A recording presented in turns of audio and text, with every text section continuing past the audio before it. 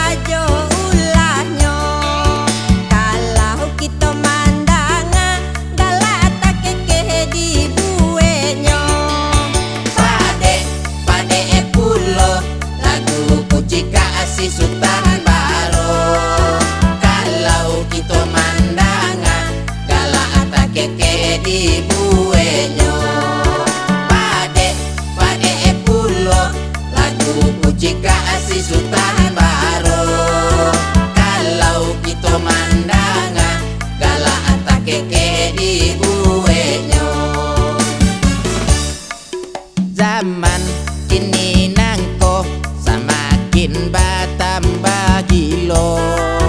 Banyak orang pan yang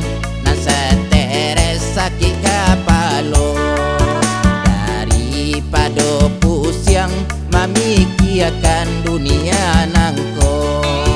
Elok kita danga lagu kucika si Sultan Baro. Pade pade pulo lagu kucika si Sultan Baro. Kalau kita mandanga galak tak keke di buenyo. Pade pade pulo lagu kucika si Sultan Baro. Kalau kita mandanga galak tak keke di buenyo.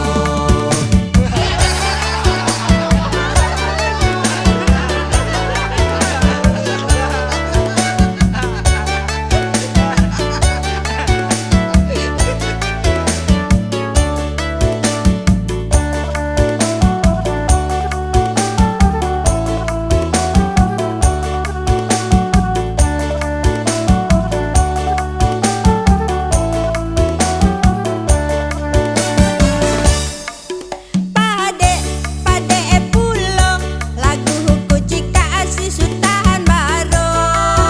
Bisa jadi ube kalau sedang sakit kepala. Parangahai Sultan Baro bamacam saja ulahnya. Kalau kita mandanga galak tak kekeh di buenyo. Pade pade pulo lagu kucika si Sultan Baro. Kalau kita mandanga galak tak keke di buenyo. Pade pade pulo lagu kucika si Sultan Baro. Kalau kita mandanga galak tak keke di buenyo. Zaman ini nangko semakin bertambah gilo. Banyak orang panyang nan stres sakit kepala.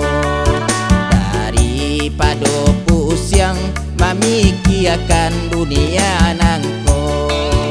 Elok kita danga lagu kucika si Sultan Baro. Pade pade pulo lagu kucika si Sultan Baro. Kalau kita mandanga galak tak keke di buenyo. Pade pade pulo lagu kucika si Sultan Baro. Kalau kita mandanga galak tak keke di buenyo.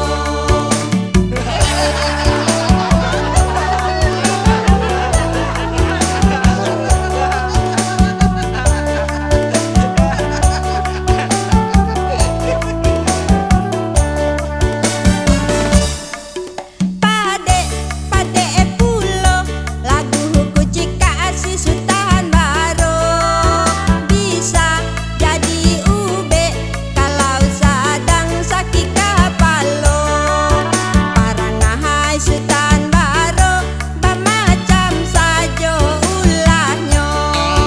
Kalau kita mandanga galak tak kekeh di buenyo. Pade pade pulo lagu kucika si Sultan